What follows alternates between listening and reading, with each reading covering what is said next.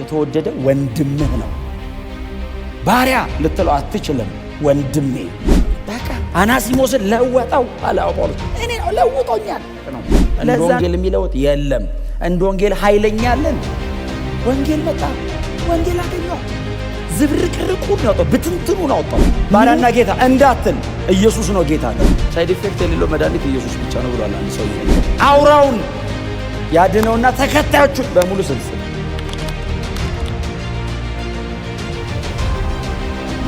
ፊሊሞና ላይ እንሂድና አንድ ምዕራፍ ነው ያለው። ደብዳቤው ራሱ አንድ ምዕራፍ ነው ያለው። ምዕራፍ 1 ላይ ከቁጥር 8 ጀምረን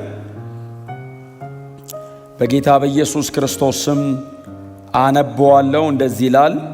ስለዚህ ማድረግ የሚገባህን እንድታደርግ አዝ ዘንድ በክርስቶስ ድፍረት ቢኖረኝም በፍቅር እለምንሃለሁ።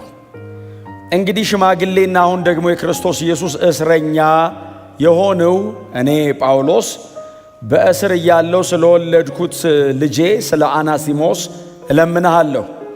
አስቀድሞ የሚጠቅምህ አልነበረም፣ አሁን ግን ለአንተም ሆነ ለእኔ የሚጠቅም ሰው ሆነዋል።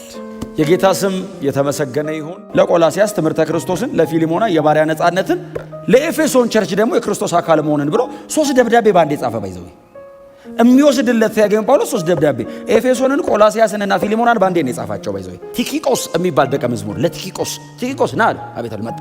ከዛ ይሄንን ለኤፌሶን ኤፌሶን ትሄድና ጢሞቴዎስ ነው ፓስተሯ። ኤፌሶን ቸርች ወዘ ለጢሞቴዎስ ስጥልኝ ይሄን አደራ እሺ አለ። ከዛ ደግሞ ጻፍ አረገና ኤጳፍራ ባይዘው ከፍርጊያ ከመቄዶንያ ከፍርጊያ አቋርጦ በዛ ኤፌሶን ሄዶ ከኤፌሶን አቶት እንደገና ሮም መጥቷል ጳውሎስን ለማግኘት። ከዛ ደግሞ ለኤጳፍራም በዛውም ደግሞ ኤጳፍራም እየደከመ ነው ብሎ ቆላሲያስን ጻፈ። ይሄንን ግን ቆላሲያስ ስትሄዱ ለፊሊሞና ስጡልኝ የተከበረ ሰው። 3 የመጽሐፍ ቅዱስ የአዲስ ኪዳን 3 መጽሐፎች በዛን ቀን ተጻፉ። ጳውሎስ ደብዳቤ የጻፈው መንፈስ ቅዱስ መጽሐፍ ቅዱስ ነው የሚጽፈው። ጳውሎስ የቤተ ክርስቲያን ማበረታቻ ይጽፋል፣ መንፈስ ቅዱስ ስህተት አልባ መጽሐፍ ይጽፋል። ስክሪፕቸር ተጻፈ። ታውቃለህ እግዚአብሔር ምን ያህል ቢያምናቸው ነው መጽሐፍ ቅዱስ በእጃቸው ያጽፍ ነበር። እስትንፋሰ መለኮት ያለው መጽሐፍ እንደዚህ እነሱ እንደዚህ ሲጽፉ ይጽፋል እንጂ ጳውሎስ አሁን መጽሐፍ ቅዱስ እንደሆነ ቢያውቃውን እንደኔ አይልም እኮ። እንደኔም ግን መጽሐፍ ቅዱስ ሆነ። አይገርማችሁም? እንደኔንም ወሰደበት እግዚአብሔር። መጽሐፍ ቅዱስ የእግዚአብሔር ቃል ነው። እስቲ አሜን በሉ። ክብር ለኢየሱስ ይሁን። እና እዛ መሃል ጌታን አገኘ። ከዛስ አናሲሞስ ቀድሞ ተፈታ ከጳውሎስ። ጳውሎስ ፍርደኛ ነው። ኖርማሊ ጳውሎስ ኖርማል ፍርደኛ አይደለም። ጳውሎስ ባይዘዌ አናሲሞስ ያጠፋው ጥፋት ፊሊሞና ስላልከሰሰው ነው። ፊሊሞና ቆላሲያስ ስላለና አናሲሞስና ጳውሎስ የተገናኙት ሮም ስለሆነ እንጂ ቆላሲያስ ከተማ ፊሊሞና ቢይዞና ቢከሰው የአናሲሞስ ጥፋት ሞት ነው የሚያስፈርደው። ባይዘዌ ሮማውያን ለጌቶቹ የሚሰጡት መብት በባሪያው ላይ የህይወቱ ላይ የመግደልና የማኖር መብት ሁሉ አላቸው እና ያስገድሉዋል። ባይዘው ያጠፋው ጥፋት ገንዘብ ሰርቆ የባርነቱን ዘመን ሳይ መኮብለል በጣም ከባድ ወንጀል ነው። ግን ሮም ከተማ በእሱ አይነት ወንጀል ስላልሆነ የተያዘው ለቀቁት። ሲለቁት አናሲሞስንና ደብዳቤ አሲዞ በቲኪቆስ እጅ ቲኪቆስ ደብዳቤም ባሪያም ነው የያዘው ይዞ ቆላሲያስ ሲመጣ ዝም ብላችሁ ሳሉት። አሁን ዘንድሮ ቢሆን ቀድመ በስልክ ትናገራለህ። ልክ ይዋለሁ የጻፍኩትም ነገር አለ አንብብ። ያኔ ስልክ የለም። ደብዳቤውና አናሲሞስ እኩል ነው የደረሱት። አሁን ፊሊሞና ምንድን ነው የሚለው ሲያዩ ዘሎ ሊያንቀው ሲል ቆይ ከባሪያው በፊት ደብዳቤ የፊሊሞና መልእክት ተልኮላል። ማን የላከው ሲል ሐዋርያው ቅዱስ ጳውሎስ የት ነው ያለው? ጳውሎስ ሮም። ታዲያ ከዚህ ወንበዴ ጋር ምን አገናኘው? ጳውሎስና አናሲሞስ ተገናኝተው ነበር እስር ቤት። ከዛስ ጳውሎስ ለአናሲሞስ ወንጌል ሰበከው። ከዛስ ይሄ ወንበዴ የምትለው ሰውዬ በጌታ ነው፣ አሁን ጌታን ተቀብሏል።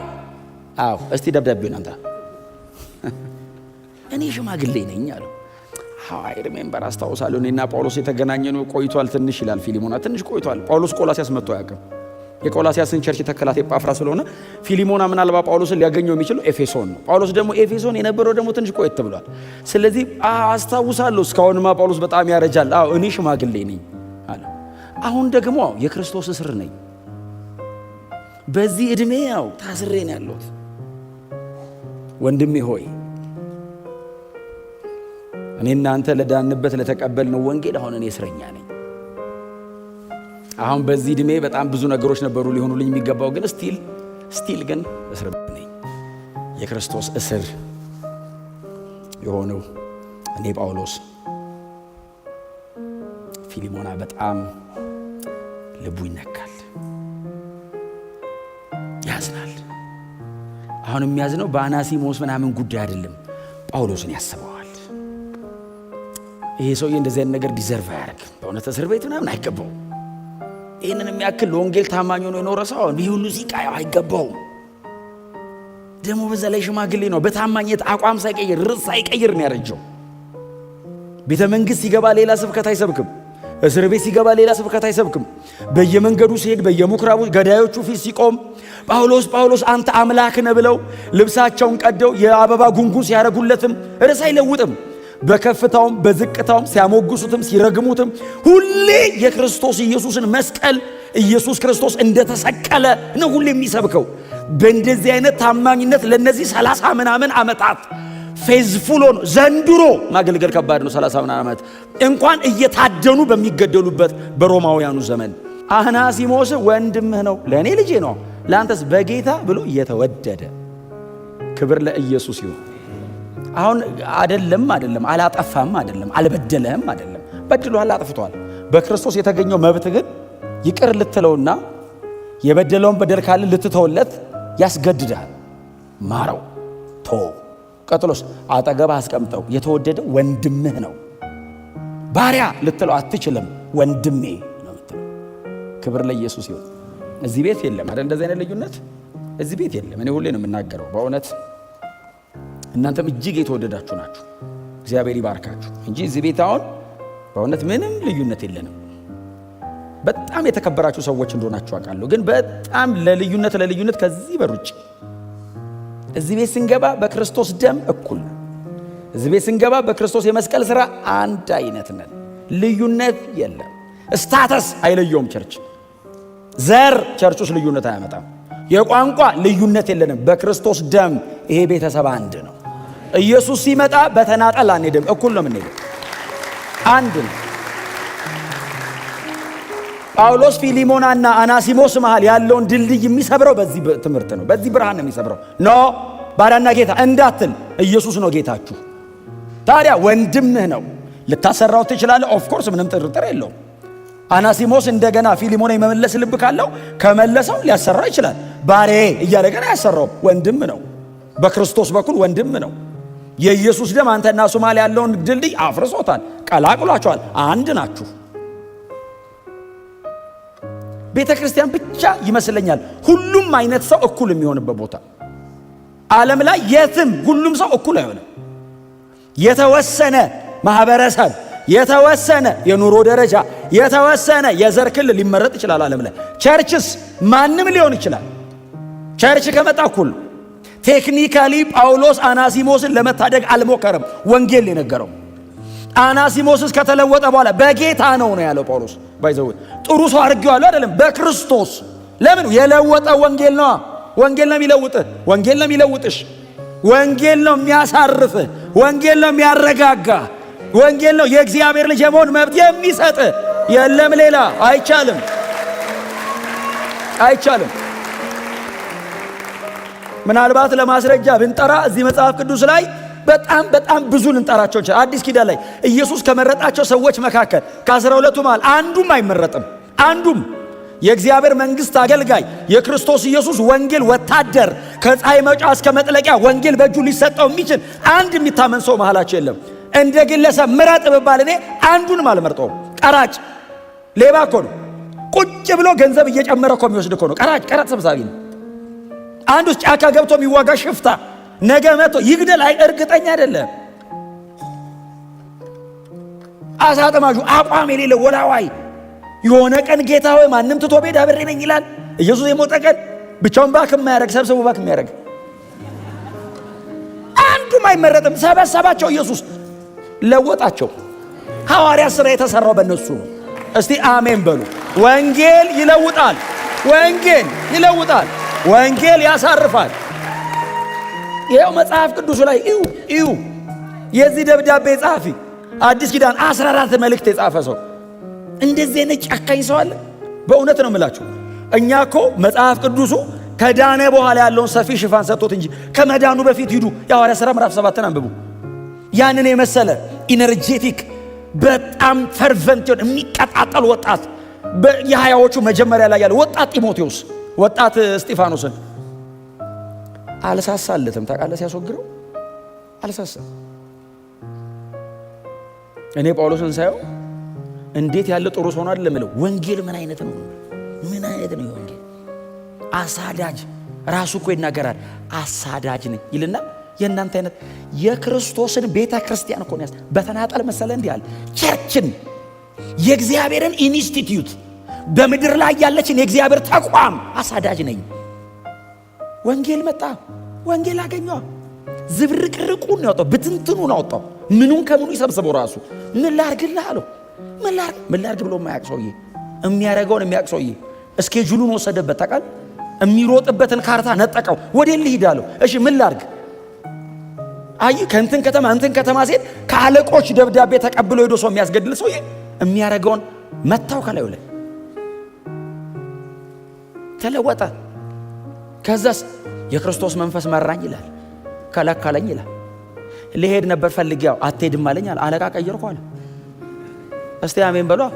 በቃ ቀየርኩ፣ ለወጠኝ አለ። ጳውሎስ የሚያቀርበው ምንድን የለወጠ? እባክህ ጳውሎስ እንዴት ያለ ጥሩ ሰው ነው ስትሉት እዚህ መስቀል ላይ ያንጠለጠለኛል እና እኔን ገሎ ራሱ እየኖረ ነው አለ። ወንጌላው ለዛ ነው ጳውሎስ ባይዘው እኔን እንዲህ ካረጋው አንተንም ብሎ ጳውሎስ በጣም የሚሰጥ ሳይድ ኢፌክት የሌለው መድኃኒት ኢየሱስ ብቻ ነው ብሏል። አንድ ሰውዬ ምንም መድኃኒት ለአንዱ የወሰደው አንዱም መጉዳቱ አይቀርም። እውነት የሰው ጥበብ ስለሆነ ከፍ ያለውን ያሸልህና ሌላውን ደግሞ ትንሽ ያሳምማል። ኢየሱስ ነው ምንም ለአንዴ ከወሰድከው ሌላውንም ያልጸለይክበትን ሁሉ ነው የሚያድነው። እሱን ነው የሚሰጥህ። በየፍርድ ቤቱ በየእስር ቤቱ በየመንገዱ ጳውሎስ የሚያወጣው ታብሌቱ ኢየሱስን ዋጥ። ታምም ያለው ዓለም በጣም የታማሚዎች ማዕት ያሉ ምንም ደህና የሌለባት ቦታ ዓለም ነች። ሁሉም ቁስለኛ ነው። የቁስሉ እንትን ነው የሚለያየው። የአንዳንዱ ሊገለው ጫፍ ላይ ነው፣ የአንዳንዱ እያመቻቸው ነው እንጂ ሁሉም በሽተኛ ነው። ዓለም ሆኖ ደህና የለም። ደህና የምትሆነው ኢየሱስ ውስጥ ሲገባ፣ ጤነኛ የምትሆነው ወንጌል ሕይወት ላይ ሲገባ ነው። አይቻልም አለበለዚያ በጣም የሞራል ሰው ልትሆን ትችላለህ። በጣም ጥሩ ልትሆን ትችላለህ። አንዳንድ ሰው እንደሱ ይላል፣ እኔ እኮ እንትን አላደርግም እንደዚህ ስመጣስ እሱን አታደርግ ነው የምትባለው።